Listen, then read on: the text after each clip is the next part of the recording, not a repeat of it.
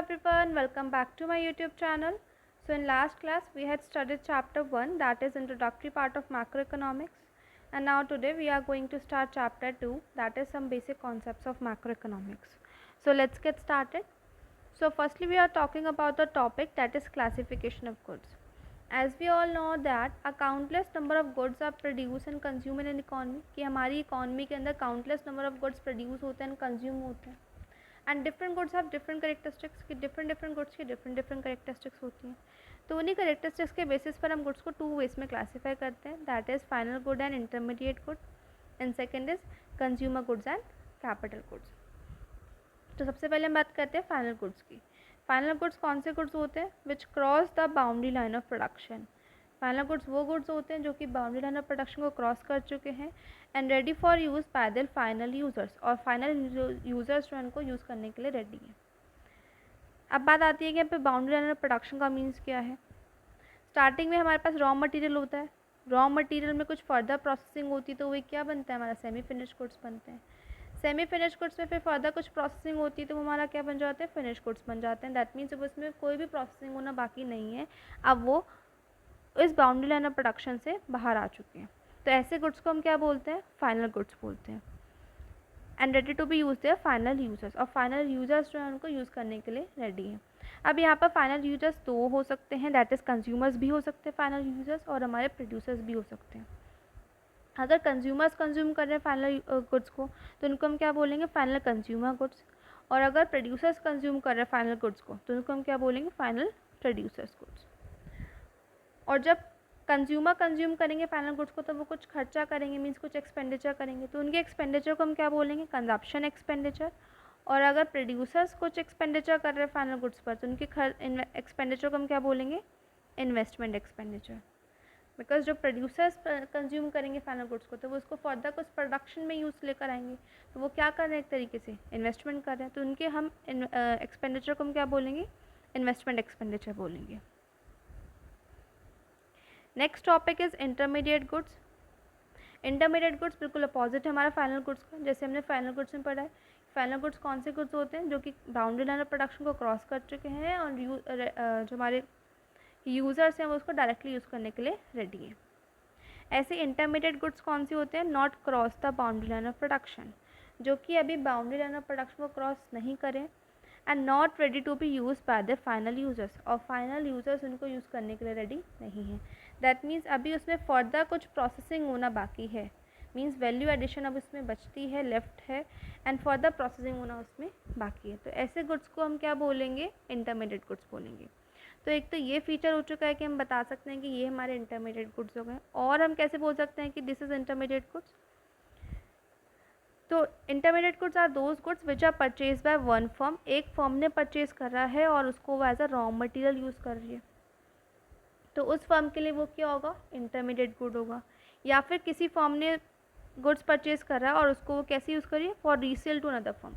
Means कोई a firm थी, उसने गुड्स परचेज करा और उसने आगे फर्दर रीसेल कर दिया है, तो उस फर्म के लिए वो गुड क्या होगा, इंटरमीडिएट गुड होगा. फॉर एग्जांपल अगर मैं बात करूँ, मैं एक फर्म है, स्वीट्स की फर्म है, मीन्स वो जो फर्म है वो स्वीट्स बनाती है, तो उसने मिल्क परचेज करा है और मिल्क लेने के बाद वो कुछ क्या कर रही है, स्वीट्स का प्रोडक्शन कर रही है, तो उस फर्म के लिए वो मिल्क क्या होगा, रॉ मटेरियल होगा.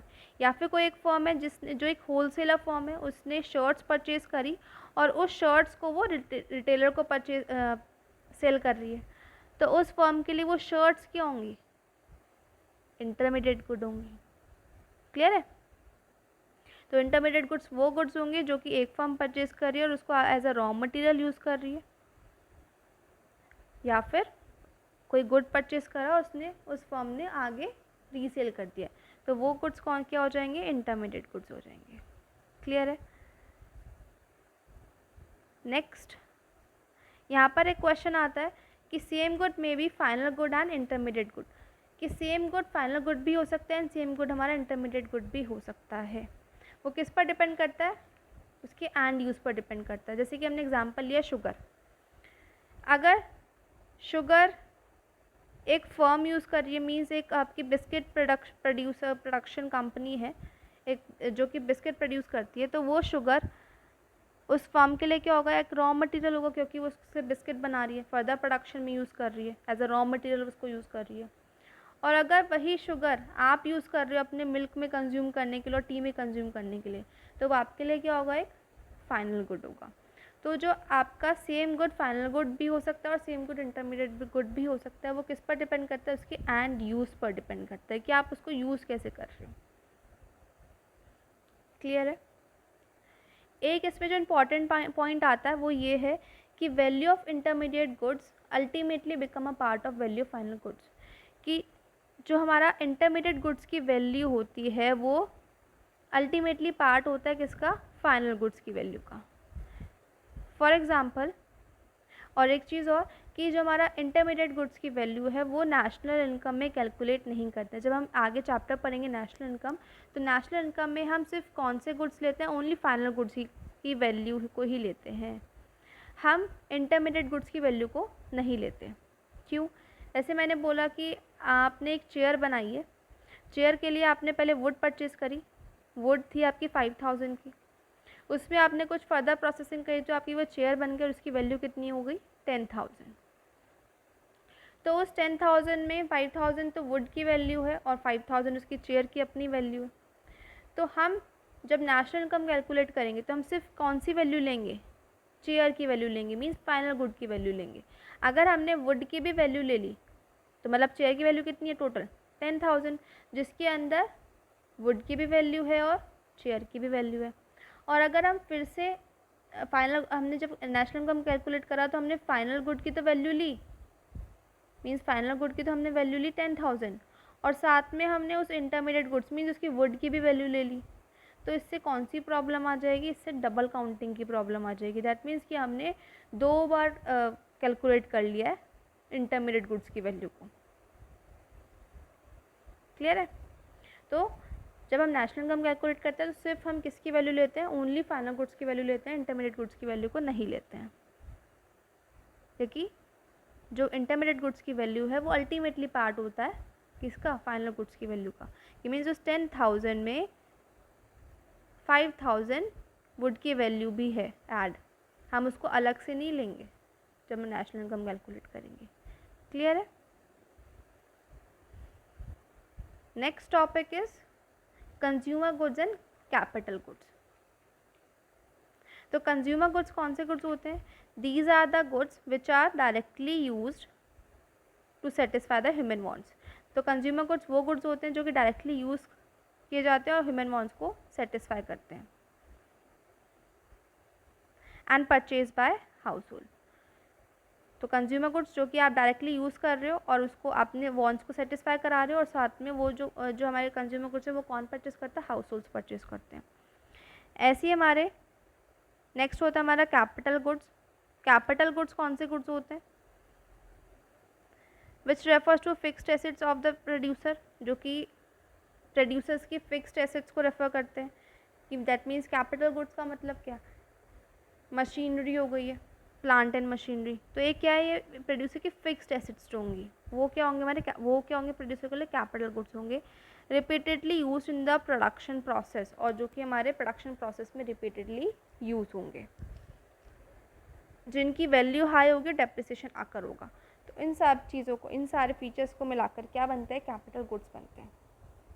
तो कैपिटल गुड्स कौन से होंगे, जो कि फिक्स्ड एसेट होगी प्रोड्यूसर के लिए, प्लांट एंड मशीनरी, वो गुड्स जो कि फर्दर प्रोसेसिंग, जो कि फर्दर प्रोडक्शन में रिपीट होंगे, उनको हम कैपिटल गुड्स बोलेंगे।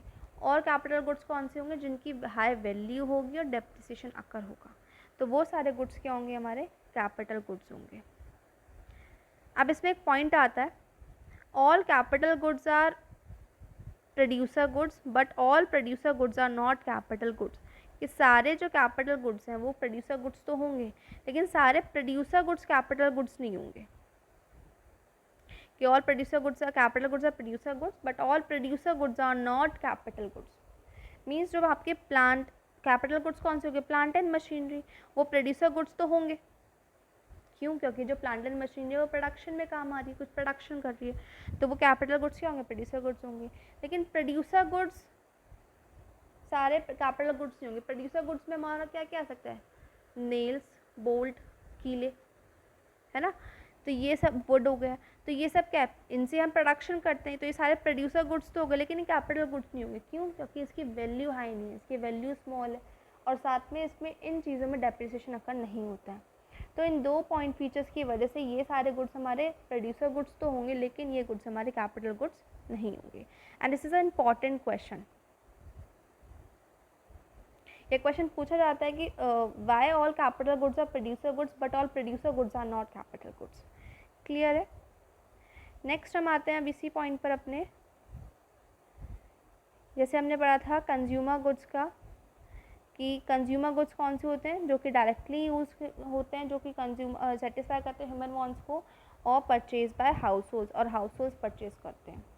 ऐसे कंज्यूमर गुड्स के हमारे कुछ फर्दर टाइप्स हैं। Consumer goods are of 4 types, that is durable goods, semi durable goods, non durable goods and services. तो firstly we are talking about durable goods.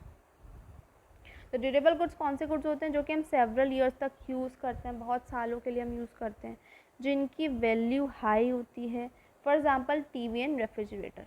तो ड्यूरेबल गुड्स कौन से गुड्स हो गए, जो कि कंज्यूमर कंज्यूम करते हैं, मतलब कंज्यूमर यूज़ कर रहे हैं फॉर सेवरल ईयर्स, बहुत सालों के लिए यूज़ कर रहे हैं, और उनकी वैल्यू भी हाई होती है, जिसका हमने एग्जाम्पल ले लिया टीवी एंड रेफ्रिजरेटर। तो ऐसे गुड्स को हम क्या बोलेंगे, ड्यूरेबल गुड्स बोलेंगे।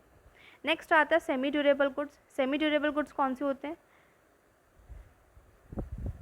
जिन which are used for 1 year और मोर ईयर्स, जो कि मतलब 1 साल या 1 साल से ज़्यादा ईयर्स तक हम यूज़ कर सकते हैं, जिनकी वैल्यू कंपैरेटिवली लेस होती है ड्यूरेबल गुड्स से। मतलब जैसे ड्यूरेबल गुड्स की वैल्यू बहुत ज़्यादा होती थी, लेकिन सेमी ड्यूरेबल गुड्स को की वैल्यू थोड़ी कम होती है ड्यूरेबल गुड्स से। For example mobile phone. Mobile phone को आप 1 साल 2 साल 3 साल यूज़ कर सकते हो, बहुत सालों के लिए तो यूज़ नहीं कर सकते हो। उसकी वैल्यू रेफ्रिजरेटर और टीवी से थोड़ी कम होती है। तो ऐसे गुड्स को हम क्या बोलेंगे, सेमी ड्यूरेबल गुड्स बोलेंगे। नेक्स्ट आता है non durable goods. Non durable goods कौन से गुड्स होते हैं,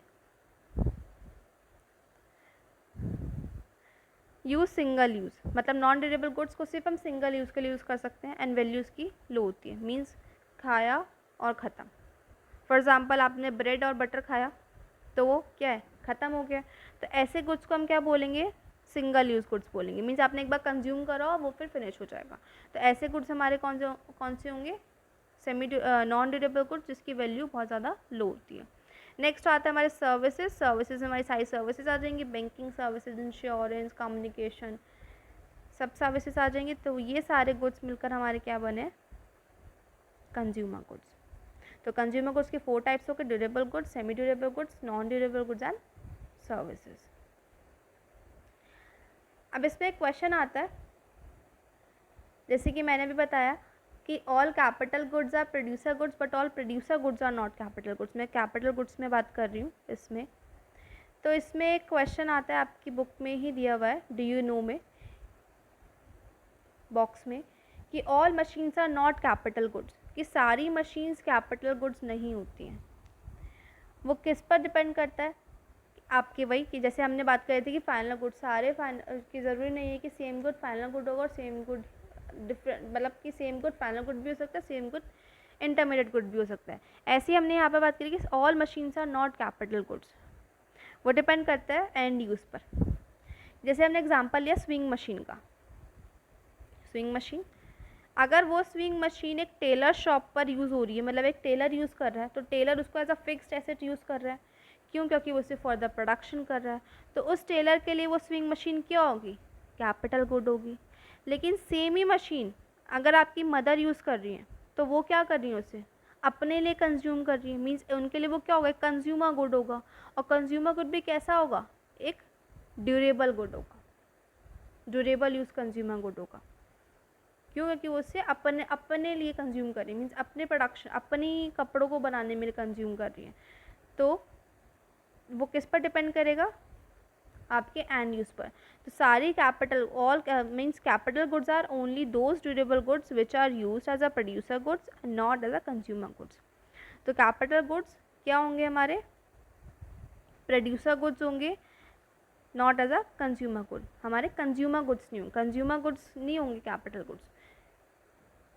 कंज्यूमर के लिए वो कैपिटल गुड्स क्या होंगे, उनके लिए ड्यूरेबल गुड्स होंगे। ऑलराइट, सो आज के लिए हम इतने ही रखते हैं. Thanks for watching. Rest part we will continue in part 2. Thank you. Do like and subscribe my channel.